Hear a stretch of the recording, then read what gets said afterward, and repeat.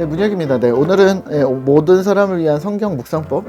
책 이름이 너무 길어가지고 저는 성경 묵상법이라고 부르는데 그래도 풀 센텐스 한번 읽어드려야 되잖아요. 모든 사람을 위한 성경 묵상법, 성서 유니온 책을 우리가 계속 함께 같이 보고 있습니다. 오늘은 19화이고요. 네, 묵상과 예배인데 교회 전체 내에서의 묵상을 어떻게 활용할 것인가, 교회 전체가 어떻게 함께 묵상할 것인가, 이 부분을 이야기를 하는데요. 매우 중요합니다. 저는 이 부분 너무 감명 깊게 읽었고요. 이 부분을 좀 활용할 수 있는 한국교회가 많이 생겼으면 좋겠다라는 생각을 하고 있습니다. 네. 성경이 공동체 안에서 읽혀야 하는 이유인데요. 개인적으로 우리는 성경을 읽는다고 하잖아요. 개인으로 읽어야, 성경은 개인이 읽는 거야. 그리고 묵상도 개인이 해서 이제 그걸 공동체에서 나누는 거야 라고 우리가 그런 식으로 사용을 해왔었는데요. 그렇지 않습니다. 네. 우리 종교개혁이나 혹은 교회 역사 부분을 보시면, 함께 묵상하는 것, 함께 읽는 것에 대한 중요성을 매우 중요하게 이야기를 하고 있습니다. 그래서 이 부분을 우리가 잃어버렸다면 다시 살려내셔야 합니다. 네. 215페이지 보시면요. 성경 묵상보다 영적 성장에 더 큰 영향을 미치는 것은 없다. 이거는 동의하시죠? 성경 말씀만이 우리의 믿음을 더 깊게, 우리의 신앙을 더 한층 고 차원으로 이끌어간다는 사실을 잊으시면 안 되시고요. 네. 교회가 다양한 영적 성숙에 있는 단계에 있는 사람들이 그리스도와의 관계에 성장하는데 도움을 줄 수 있는 단 한 가지의 방법을 골라야 한다면 그거는 바로 말씀뿐이다. 네. 그리고 이 말씀을 어떻게 할 것이냐. 자, 216페이지 넘어서요. 217페이지 보시면 중간쯤에 보시면 교회가 성경을 묵상하는 견실한 공동체가 되려면 어떻게 해야 할 것인가. 네. 예배와 소그룹, 우리가 이렇게 생각을 하고 있잖아요. 네. 이 부분이 맞기는 한데요. 네. 이 부분을 어떻게 하냐면, 자, 이제 성경을 가지고 있는 교회, 성경을 가지고 있는 소그룹, 이렇게 생각을 하시면 됩니다. 자, 218페이지 보시면요. 교회는 해석 공동체라고 이제 제목 달았는데요.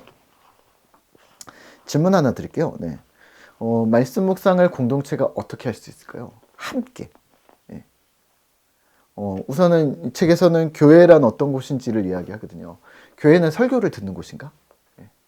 교회는 예배를 드리는 곳인가? 그러면 예배는 무엇인가? 그러면 이제 말을 이렇게 여러 가지로 하시겠죠. 뭐 하나님을 바라보고 세상에 관심을 끊고 뭐 다시 말씀을 받는 곳이고 뭐 회개를 하고 다시 뭐 재충전하는 네, 그렇고요. 네. 뭘 하는 곳인가? 교회에서 예배를 한다 함은 무엇인가? 교회에서 예배의 중심은 뭐냐면요. 결국엔 하나님 말씀이어야 되거든요. 왜냐하면 하나님의 말씀을 듣고 행하고 실천하는 그 공동체 안에 하나님 나라가 이루어진다는 것이 하나님 나라의 비밀이거든요. 그리고 우리는 그 사람들을 가지고 하나님 나라 백성이라고 부르거든요. 우리가 하나님 나라 백성, 신자라고 한다면 그러면 성경이 중심이 된 예배가 되어져야 한다는 거죠. 성경이 중심이 된 예배는 어떻게 드릴 것인가? 여기서는 여러 가지 이야기를 하는데요. 저는 공동체 성경 읽기 매우 중요하게 보았고요. 네, 219페이지에서는 지역 교회와 회중이 어떻게 강력하게 움직일 것인가? 이 다원주의 사회 안에서 결국에는 하나님 말씀밖에 없습니다. 하나님 말씀이 기준이자 원칙이 되셔야 되는데 이 부분을 우리가 교회 내에서 어떻게 세워나갈 것인가? 저의 가장 큰 고민은 뭐냐면 이런 거예요. 성경을 안 읽는 성도가 있는데 어떻게 읽게 만들 것인가? 강압적으로 두 가지 방법이에요. 당근과 채찍이에요. 강압적으로 읽게 만들던가 아니면 살살 구슬려서 읽게 만들던가. 자, 근데요, 문제는 뭐냐면 저는 교역자니까요. 그럼에도 불구하고 안 읽는 사람이 있으면 어떻게 해야 되나요? 포기할까요? 예배 드렸는데 뭘 또 해? 이렇게 만들까요? 그렇다면 우리가 예배를 드렸는데 뭘 또 해? 예배라는 단어 안에 그 안에 성경이 충만하게 들어가야 되지 않을까요? 성경이 충만한 예배가 되어지려면 우리는 무엇을 해야 할까요? 그 부분은 이제 성도님들이 고민하실 부분은 아니지만 이럴 수 있다는 이야기를 하셔야 합니다. 우리 안에 말씀이 충만하게 되려면 그 부분을 아주 강력하게 만들어야 되는데 그렇다면 내용물이, 그러니까 우리의 예배의 내용이 성경 말씀이 되게 많아져야 된다는 얘기죠. 물리적으로 많아져야 된다는 얘기죠. 하나님의 말씀을 읽지 않아서 아예 그게 뭐 예를 들면 이런 거죠. 예배를 땡땡땡 하나님은 영이시니 뭐 예배한 자가 영과 진리로 예배할지니라 아멘 딱 했는데 성경을 안 읽은 사람은 이게 성경 말씀 요한복음 4장 24절인지 몰라요. 그쵸? 그렇다면 좋은 말씀이네 했는데 나중에 알고 보니까 성경 말씀이었어. 이렇게 돼야지. 땡땡땡 오늘 예배에 왔는데 하나님 우리가 열심히 예배하게 도와주십시오. 끝. 똑같이 예배를 시작할 수 있는데요. 똑같이 예배를 시작할 수 있는데 성경 말씀이 주가 되는 것인가? 아니면 우리의 인간의 어떤 염원의 어떤 문구들이 중심이 될 것인가? 이 부분은 좀 차이가 있다고 봅니다. 네. 말씀을 안 읽는 자들이 말씀이 읽혀진 거랑 혹은 문혁이라는 사람을 통해서 나의 염원이 담긴 기도 메시지를 이 사람 안에 심는 거랑은 조금 다르다고 생각합니다. 왜냐하면 저의 염원이 이 사람을 살리는 게 아니라 하나님의 말씀이 이 사람을 살린다고 생각하셔야 되거든요. 그렇다면 우리가 심어야 할 거는 하나님의 말씀을 심으셔야 되는 겁니다. 그렇다면 우리가 진행하고 있는 많은 예배의 모든 문구들이 성경으로 진행된다면 하나님의 말씀이 되게 충만해지고 물리적으로 충만해지는 거죠. 그리고 이 사람들이 성경을 읽지 않아도 오늘 들은 성경 문구들이 되게 많은 거죠. 그 작업들이 되어야 되는데요. 뭐 여러 가지 그냥 계속 뭐 성경으로 말하라 뭐 이런 얘기는 아니고요. 네. 하여튼 그런 부분들을 좀 염두에 두고서 우리가 예배를 드려야 되지 않을까? 네. 자, 그렇다면 우리는 책을 조금만 볼 텐데요. 222페이지 보시면요. 성경 없이 세워지는 공동체는 없다. 이런 이야기들을 하고 있고요. 묵상은 교회 안에서 하라. 그래서 디트리히 본회퍼 이야기를 하는데요. 되게 중요한 이야기합니다. 외부를 향한 내부로의 집중. 우리 안에 말씀이 충만하지 않으면 밖으로 나아갈 수 없다는 거죠. 말씀을 충만히 만들어야 그래서 이게 흘러 넘칠 정도로 바울의 기도에서 똑같은 얘기를 하거든요. 우리의 기도가 충만해져서 기도가 흘러 넘칠 정도로 기도를 해야 된다. 그러니까 결국에는 우리 안에 내적으로 충만히 쌓여지는 부분들을 충만히 쌓지 않으면 우리는 외부로 나가지 않는다는 거죠. 충만히 쌓이지 않고 내보내는 것들은 묵상되어지거나 충분히 숙고되어지지 않은 하나님의 말씀들은 어쩌면 위험성이 있을 수 있다는 생각들을 하셔야 합니다. 다시 말하면 충만이라는 말은 뭐냐면요. 그냥 양적으로 그냥 많아졌다 뭐 이런 이야기를 하는 게 아니라요. 내가 충분히 이해하고 충분히 공감하고 이 말씀을 들으면 내가 살아났는데 저 사람도 살아날 거야 라는 그러한 충분한 그러한 마음들이 있지 아니하고서는 나아갈 수 없다는 거죠. 근데 그냥 이런 거죠. 성경 읽다가 저 사람한테 도움 되겠네 읽어줘. 막 읽다가 저 사람한테 도움 되겠네 문자로 쏴줘. 아니요, 우선은 내가 먼저 이 말씀이 어떤 의미인지 어떤 은혜가 있는지 내 스스로 먼저 경험을 하셔야 된다는 거죠. 그리고 그게 옛날에 막 5년 전에 10년 전에 뭐 이런 게 아니고 지금 경험한 말씀들을 보내셔야 의미가 있다는 거죠. 아픈 사람들 있네. 그럼 아픈 사람들 보내. 자, 갖고 뭐 리스트 뭐 1번부터 10번까지 뭐 아픈 사람한테 보내는 성경 구절 뭐 이런 거는 기독교 서점 가면 다 있습니다. 그런 거를 원하는 게 아니거든요. 우리는 우리 안에 어떻게 하나님의 말씀이 정말 충만해졌는지 이런 얘기들을 해야 되고요. 220페이지 밑에서 네 번째 줄에 본회퍼는 이렇게 얘기합니다. 말씀은 본질적으로 공동체성, 공간, 그리고 사회성을 요구하고 공동체는 말씀 안에서 드러나며 말씀은 공동체 안에서 온전한 의미를 갖게 되는 본질적인 상호 관계성이 있음을 역설합니다. 방금 드린 말씀이 똑같은 이야기들인 거예요. 그리고 성경은 그냥 하나의 책이 아니라 공동체를 전제해야 됩니다. 그 공동체는 바로 교회인 것이죠. 그래서 성경은 교회 안에서 읽어야 합니다. 교회를 떠난 묵상은 기독교적인 묵상일 수가 없다라는 이야기를 중간에서 또 하고 있고요. 자, 맨 밑에 진한 글씨 보시면 성도가 성도의 공동체 안에서 성경을 읽을 때 성령님이 말씀하십니다. 라고 이야기를 하고 있습니다. 자, 교회는 학습 공동체인데요. 226페이지 보시면 당시 기독교는 문자를 되게 중요시 여기는 종교였고 경전을 되게 중요시하는 그래서 성경책을 되게 중요하게 여기는 이런 성경책을 되게 중요하게 여기는 종교였는데 문제는 뭐냐면 문맹이 되게 많았던 거죠. 자, 그래서 227페이지 보시면요. 227페이지 6번째 줄쯤 보시면 예배와 성경, 제의와 학습이라는 이 두 날개가 균형을 이룰 때 온전하고 건강한 교회가 됩니다. 자, 예배와 성경. 예배라는 어떤 제의 형식과 성경 말씀을 묵상하는 것, 이 두 가지가 같이 양립할 때, 또 어떤 제의, 아까 예배라고 말씀드렸잖아요. 제사 형식의 어떤 절차들과 그리고 학습, 그러니까 성경을 공부하는, 토론하는 그런 그룹들이 잘 균형을 맞출 때 교회는 건강한 교회가 된다는 거죠. 여러분들의 교회는 어떤 것들을 중심을 하고 있습니까? 제2의 중심, 그러니까 예배라는 예배 형식에 되게 중요성을 두고 있습니까? 아니면 성경 텍스트에 되게 중요성을 두고 있습니까? 만약에 두 개를 다 떠나 있다면 여러분들은 빨리 탈출하셔야 합니다. 예, 근데 어느 것이 있다면 그 다른 한쪽을 또 집중을 하셔야 됩니다. 네. 성경에 집중을 못하는 교회가 되게 많은데요. 성경 말씀 자체에 되게 많이 좀 집중을 더 해주셔야 되고요. 예, 학습이라는 부분, 말씀을 읽고 토론하고 함께 나누고 이런 일들을 꾸준히 해주셔야 된다는 이야기를 하고 있습니다. 여기서 되게 중요한 건 뭐냐면 공동체적 성경 읽기, 공동 성경 읽기라는 부분을 되게 중요하게 강조하고 있습니다. 자, 이 공동 성경 읽기라는 부분을 우리가 함께 좀 생각을 좀 해볼까요? 자, 공동 성경 읽기라는 부분은 이렇게 좀 생각을 좀 해주시면 좋을 것 같습니다. 여기 이 책에서는 228페이지에서는 교회마다 다르겠지만 예배 가운데 성경이 그리 큰 비중을 차지하지 않는 듯합니다. 보통의 교회는 다 그렇죠. 열린 예배라고 해가지고 찬양을 한참 하다가 대표 기도를 하고 바로 설교를 들어가죠. 예. 아니면 찬양을 한참 하다가 그냥 목사님이 나오셔서 성경을 읽고 바로 설교를 시작하시고 바로 또 찬양하고 통성 기도하고 바로 축도하고 뭐 이런 식으로 끝나죠. 근데 나쁘지 않습니다. 나쁘지 않지만 예. 이 대안을 조금 얘기해 주신데요. 김기호 목사님이 이렇게 얘기합니다. 찬양인데요. 찬양을 228페이지 맨 밑에 네 번째 줄 밑에 네 번째 줄 보시면 성경에 기반을 둔 가사들, 예, 찬양을 할 때 그런 것들을 조금 사용하는 게 훨씬 더 유리하지 않겠냐. 네. 또 229페이지에서 네 번째 줄에 기도인데요.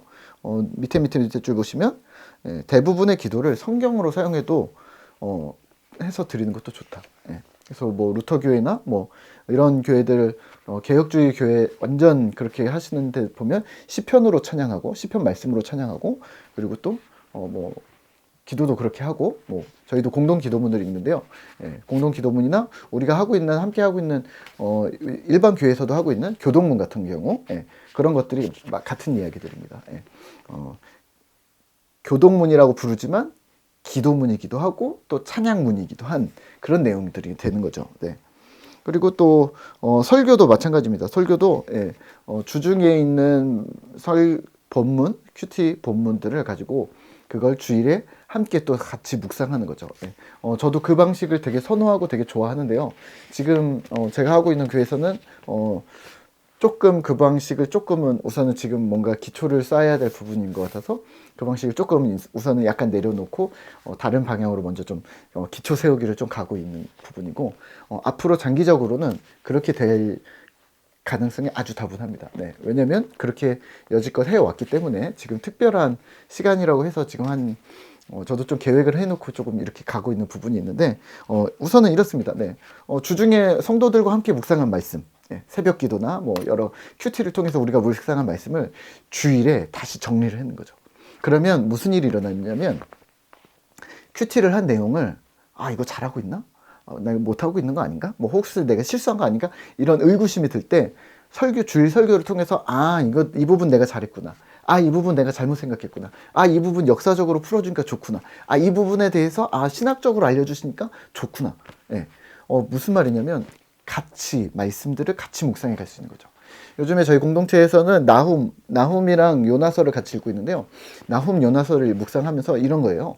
나훔 요나서 말씀을 묵상하면서 이거 너무 어려운데? 성도님들이 혼자 개인으로 막 묵상할 때 왜 이렇게 저주가 많은 거야? 요나는 뭐 이렇게 나올 수 있잖아요. 근데 이거를 주일날 설교에서 요나는 혹은 나훔은 그리고 니느웨의 상황은 이런 것들에 대해서 막 이야기를 해주면 그 다음 내가 요나와 나훔서를 계속해서 묵상해 나갈 때 도움이 되는 거죠. 이런 내용들이 있다고 그랬어. 그러니까 오늘 읽은 말씀이 조금 더 이해가 되네 하고 이렇게 연결이 되는 부분이 있는 거죠. 이 연결이 되는 부분이 공동체 안에서 같이 되어지지 않는다면 그걸 누가 잡아주고 누가 도움을 주겠어요. 네. 그거는 알아서 유튜브나 이런 데 찾아봐. 아니면 알아서 관련서적 읽어봐. 그걸 할 수 있는 사람이면 이미 충분히 잘하시는 분이세요. 네, 그 정도 하려면 뭘 알아야 찾죠. 네, 책을 찾는 것도 되게 어려운 일이고요. 좋은 영상을 찾아내는 것도 사실은 어떤 시야가 있지 않으면 되게 어려운 일들이거든요. 자, 그렇다면 설교도 마찬가지인데요.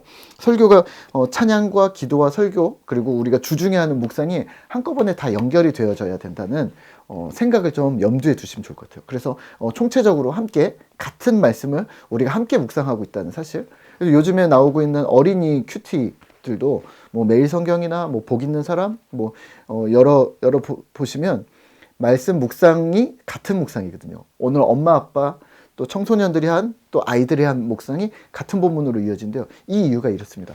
공동체적 성경 읽기를 이제는 우리가 되게 중요하구나 필요하구나라는 이제 연대 의식이 생기기 시작을 하는 건데요. 이거를 한국 교회는 계속해서 가져오지 못하는 거죠. 그냥 주중에 묵상한 거는 주일과는 달라. 알아서 해. 그리고 주일 교회는 니네가 알아서 하는 거지 그거를 체크해 주거나 도와주지 않아 라고 이야기하는 것은 매우 무책임한 행동들이라는 거죠. 이게 연관이 되어지지 않으면 안 된다는 거죠. 저는 지금 설교를 하면서 하나님 나라라는 주제로 계속 가고 있는데요. 하나님 나라 주제를 하면서 왜냐하면 교회론과 관련된 부분이 있어서 하나님 나라 주제를 하지만 설교 중간중간에 계속해서 요나서나 나훔 이런 것들이 계속 등장을 합니다. 레위기를 할 땐 레위기가 등장을 했고요. 요한복음을 할 땐 요한복음이 등장을 하고 왜냐하면 이런 거죠. 우리 공동체가 함께하고 있다는 사실을 계속 잊지 못하면 기억하지 못한다면 그리고 이 말씀을 어떻게 방향을 이렇게 방향을 못 잡고 갈피를 못 잡는 성도들이 있을 텐데 그 부분을 우리가 체크해주고 잡아주지 않는다면 우리는 개인적으로 따로 잡아줄 시간들이 생각보다 많지 않다. 그러니까 예배라는 그 공간 안에 우리가 최대한 담아낼 수 있는 하나님의 말씀들을 담아 주어야 된다는 거죠. 그런데 우리는 자꾸 분리해서 생각하는 거죠. 큐티는 알아서 개인의 신앙을 조금 더 놀리기 위해서 혹은 어떤 습관을 위해서 뭐 알아서 하고 예배는 자 경배하고 찬양하고 뭐 회개하고 뭐 통성기도 하고 뭐 다르면 안 됩니다. 같아야 됩니다. 같아져야 됩니다. 이 부분이 같아져야 된다는 이야기를 하고 있는 거고요. 같은 이야기를 하십니다. 우리 김기현 목사님도 230페이지 밑에서 6번째 줄쯤 보시면 요지는 설교 시간에 성경을 가르치자는 겁니다. 주일 오후 예배나 수요 예배를 통해 또 새벽 기도회를 통해 또 미셔널 처치 새로운 교회가 온다 뭐 하나님 나라의 비밀 이런 스칸 맥락 그 책을 보시면 그 이야기를 하고 있습니다. 우리가 하나님의 말씀을 주일 예배 안에 모든 것을 다 담아낼 수 있어야 된다. 지금은 그게 바로 미셔널 처치다라는 이야기들을 하고 있는데요. 같은 맥락을 같이 하고 있습니다. 네. 그리고 성경은 낭독하는 책인데요. 성경은 공동읽기. 234페이지 보시면요. 중간쯤에 보시면 영어가 나오거든요. 퍼블릭 리딩이라고 해서 공동읽기를 말하는데요. 혼자 읽는 것이 아니라 공동체가 모여 같이 읽는 것을 말합니다. 밑에 줄 보시면 모든 성경이 공동체 안에서 읽고 읽혀야 한다. 분명한 친구입니다. 유튜브에 공동체적 성경 읽기 뭐 이렇게 치면은 이제 목사님 두 분이 나오셔서 드라마 바이블을 틀어놓고 이렇게 딱 틀어놓고 성경을 같이 읽으시거든요. 왜 그럴까요? 공동체적 성경 읽기가 되게 중요한데 그걸 성도들에게 어떻게 알리는지 성도들이 잘 이해 못하니까 목사님들이 그렇게 안 하셔도 돼요. 목사님들이 앉아서 드라마 바이블을 핸드폰으로 틀어놓고 같이 앉아서 성경 읽는 모습을 보여주는 거죠. 그리고 이제 문구가 나오고 막 이러는데 되게 중요한 부분입니다. 여러분들이 성경을 스스로 읽을 수 있는 능력이 없으시다면 함께 읽는 연습을 하셔야 합니다. 함께 읽는 연습이 좀 되신다면 그러면 개인으로 들어가실 수가 있는 거죠. 그러니까 무조건 무턱대고 우리가 어렸을 때 그랬거든요. 저희 어머니도 그렇고 성경을 10장 읽어 뭐 성경 3장씩 읽어 그러면 뭐 사줄게 뭐 이렇게 했다면 어릴 때는 그게 먹혔을지 모르겠지만 되게 어려웠어요. 안 읽히는 거죠. 재미있는 부분은 그냥 조금 재밌으니까 읽었다지만 재미없는 부분 어른들이 막히는 부분은 아이들은 더 당연히 금방 막히죠. 그리고 또 아이들은 단어도 어렵고 또 이해도 안 되고 그 집중력도 약하니까 더 잘 안 되는 거죠. 근데 이거를 그냥 무조건 읽어라 우리가 책을 읽는 습관을 아이들한테 드릴 때 이렇게 한다고 하잖아요. 책 읽는 모습을 부모가 보여주면서 아이들이 책 읽는 것이 자연스럽게 흘러가기를. 근데 이런 거죠. 본인은 책 안 읽는데 아이들한테 책 읽어라 이러면 책을 읽겠는가? 뭐 읽을 수도 있죠. 그러다가 갑자기 깨우치는 애들이 신동이죠, 신동.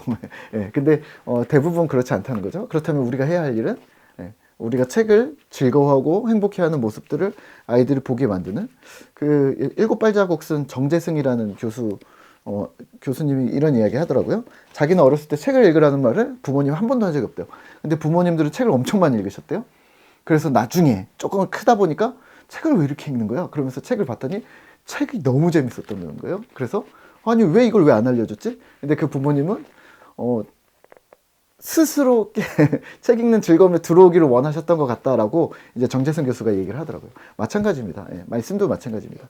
말씀이 만약에 그게 그렇게 이제 그거는 되게 정말 고수들이죠. 긴 시간을 두고서 이렇게 우리가 그게 안 되신다면 그렇다면 함께 읽는 연습, 함께 틀어놓고 아니면 함께 우리가 돌아가면서 읽는다고 하잖아요. 한 절씩 혹은 두 절씩 혹은 한 단락씩 성경을 돌아가면서 읽는 연습을 여러분들의 가족이나 아니면 친구들이나 혹은 믿음의 교우들과 함께 그 작업들을 하시면서 이번에는 요한복음을 읽어봅시다. 이번에는 우리가 마태복음을 읽어봅시다. 이런 식으로 좀 해보시는 작업들을 좀 해 나가시면 되게 좋을 듯 합니다. 예. 그게 바로 공동체적 성경 읽기고요. 네. 그리고 조금 더 이제 숙련이 되고 조금 더 실력이 오르신다면 저희 교회 같은 경우는 이번 고난주간에 요한복음 10번 읽기를 했거든요. 하루에 한 번씩 읽어서 2주 동안 읽자. 그러면 10번은 읽는다. 10번 읽기를 하면서 되게 발견한 것들이 되게 많았어요. 예. 왜냐면 한 본문을 10번 읽는다는 게 되게 쉬운 일이 아니거든요. 근데 뭐 저도 마찬가지고 성도님들도 마찬가지고 10번 읽으신 거잖아요. 10번을 읽는데 나 혼자 읽은 게 아니라 다른 사람들도 같이 읽고 같은 묵상에 어떤 은혜 받은 부분들을 이제 찍어서 이제 쓸 필요 없이 찍어서 올리고 이런 작업들을 했는데 우리한테 되게 의미가 있었던 거죠. 예. 우리가 함께 요한복음을 읽었잖아요 라고 이야기를 하니까 다들 끄떡끄떡. 예. 뭐냐면 우리 공동체가 함께 무언가를 하고 있다는, 함께 무언가를 하고 있는데 그냥 그게 봉사나 어떤 뭐 일이나 이런 게 아니라 하나님의 말씀을 함께 읽었다는 거, 함께 묵상했다는 거. 예. 그게 되게 중요한 겁니다. 그 함께의 기억, 그리고 그게 말씀이 중심이 되었다는 게 되게 중요한 부분인데요. 그 부분들을 한번 하실 수 있으셔야 됩니다. 네. 그리고 성경 이야기인데요. 성경 봉독 이야기인데요. 236페이지 보시면 성경을 봉독하라고 합니다. 저희 교회에서도 1독, 2독, 3독 해서 주일에 3번의 예배 성경 읽기를 하고 있는데요. 고민이 많았습니다. 네, 지금도 많이 고민이 많은데 힘들 수 있는 거죠. 예, 성경을 왜 지금 이 시간에 읽어야 되는가. 예. 근데 성경을 읽는 것 자체가 우리의 예배행위라는 생각을 좀 해주시면 어떨까요? 저희는 온세대 예배를 드려서 아이들과 함께 예배를 드리거든요. 아이들이 힘들어할 수 있어요. 예, 길어지면. 근데 아이들이 성경 봉독에도 참여를 하거든요. 아이들이 성경 봉독을 참여할 때 되게 열심히 해요. 예. 앉아있는 아이들까지 어떻게 하면 귀에 잘 들리게 할 수 없을까? 라는 고민이 되게 많은데요. 조금 어려운 것 같긴 해요. 모든 부분에서 우리가 다 해결을 할 수 있는 부분은 아닌 것 같아요. 근데 우리가 공동체가 성경을 함께 읽는다는 부분에 있어서 우리가 이제는 조금 인식을 하는 것 같아요. 한두 달은 되게 좀 왜 성경을 본문을 3개나 읽나? 막 이런 생각을 하셨을지 모르겠는데 성경은 우리가 함께 듣는 거구나. 성경은 우리가 함께 보는 거구나. 성경은 우리가 함께 오늘 함께 좀 이제 함께 리딩을 해야 되는구나. 이게 퍼블릭 리딩이라고 했는데 이 부분을 우리가 함께라는 부분을 거기에 우리가 공동체성이 생기고 거기에 하나님 말씀이 중심이 되시는 거죠. 자, 그래서 뭐 특별한 해석을 더하거나 설명할 필요 없다는 거죠. 우리는 자꾸 이렇게 생각하거든요. 성경을 읽었는데 누군가 해석해 주지 않으면, 그러니까 설교가 들어가지 않으면 굳이 왜 읽어? 라고 생각하는데 그거는 너무 그렇게 배워오신 거죠. 네. 그게 어색한 거죠. 아닙니다. 네. 성경을 읽는 것 자체가 되게 의미가 있다라는 생각을 하셔야 되고 성경 읽기 자체가 하나님께 예배함의 행위라는 사실을 기억하셔야 합니다.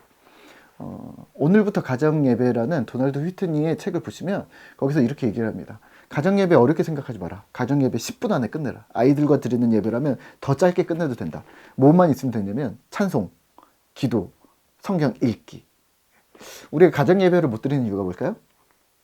찬송, 기도, 성경 읽기, 설교를 넣으니까 가정예배가 힘들어지는 거죠. 저는 어렸을 때 가정예배를 1시간 반 막 이렇게 드렸고 네, 설교가 빠진 가정예배라면 드릴만 하지 않을까요? 네. 설교가 빠진 가정예배라면 찬송을 한 곡 부르지 않고 2곡이나 3곡을 부르고 싶어 하지 않을까요? 설교가 빠진 그 대신 성경 읽기가 중심이 된 성경 읽기가 중심이 된 가정 예배라면 우리가 조금 더 성경 읽기를 스스로 하는 연습을 함께 한다고 생각하실 수 있지 않을까요? 네, 거기에 공동체적 성경 읽기가 들어간 겁니다. 네. 그냥 그게 예배 형식입니까? 라고 그 제2 형식과는 좀 많이 다르죠. 예, 저희가 신학교에서 배우는 예배란 이것이다. 뭐 그래서 묵상 이렇게 찬송, 송영 이런 거랑은 조금 다르지만 우리가 신자들이 모여서 어떤 신자들인지 모르지만 두세 명이 모여서 하나님을 생각하고 하나님을 기억하는 곳이라면 그것을 예배라고 본다면 우리의 가정 예배는 훨씬 더 라이트하셔도 가벼워지셔도 충분히 괜찮습니다. 하지만 거기에 중심 뭐냐면 공동체적 성경 읽기, 함께 성경을 읽는 겁니다. 우리 대예배 시간에도 마찬가지인데요. 주일 예배에도 마찬가지인데 모두가 함께 성경을 읽는 것. 그래서 238페이지 보시면요. 모두가 잘 들을 수 있도록 실감나게 읽었답니다. 옛날에는. 예. 그리고 모두 눈을 감고 조용히 들었답니다. 그러다 보면 그 이야기에 홀딱 빠져들어서 작은 분량의 성경 본문을 여러 번 반복해 낭낭하게 듣고 그것을 자연스럽게 외우고 기억하게 되었다. 그게 바로 공동체적 성경 읽기라고 이야기를 하고 있습니다. 네. 오늘날에 우리는 현실이 쉽지 않은 것은 사실입니다. 네. 왜냐하면 저희도 그렇고 아이들이 읽을 때도 있고 또 시끌시끌 할 때도 있고 성경 봉독하는데 이런 상황들을 경험할 수도 있는데요. 그게 집중하는데 잘 안 될 수도 있고 막 여러 가지 상황들이 벌어질 수도 있는데 그건 우리가 예상치 못한 상황들인 거죠. 하지만 어떤 기존의 기조는 계속 꾸준히 이렇게 가야 되지 않을까? 그래서 우리가 함께 성경을 묵상하는 거, 공동체적 성경 읽기라는 부분을 좀 기억하시면 좋을 것 같고 238페이지 밑에서 6번째 줄쯤 보시면 대표자만 읽는 게 아니라 이제 회중 전체가 읽는 방법도 있다. 아니면 또 두세 번 반복해 읽는 방법도 있다. 그러면 이러한 공동체적 성경 읽기는 말씀 자체가 이제 설교 이상으로 훨씬 더 큰 영향력을 미치는 때가 분명히 있다라고 이야기를 합니다. 질문 하나를 여기서 하고 있습니다. 김기현 목사님이. 네. 설교를 듣기 위해서 성경 읽는 건가? 아니면 성경을 읽기 위해서 설교를 듣는 건가? 그러니까 오늘 설교 듣기 위해서 오늘 설교 무슨 얘기 하는가 하고서 이제 성경 본문을 읽어야지 이렇게 하는 하냐? 아니면 내가 주중에 성경을 읽기 위해서 오늘 설교를 조금 도움을 받아 주중에 성경 묵상을 계속 꾸준히 해나갈 수 있는가? 주객이 전도되어지시면 안 됩니다. 많은 목사님들이 자꾸 헷갈리시는데요. 설교가 주가 되어져야 하는가? 네. 네. 싫어하실 수도 있는데, 네. 설교라기보다는 성경이 중심되죠. 네, 성경이. 네. 성경 봉독이 중심되냐, 설교가 이렇게 나누시면 조금 안 되시고요. 네.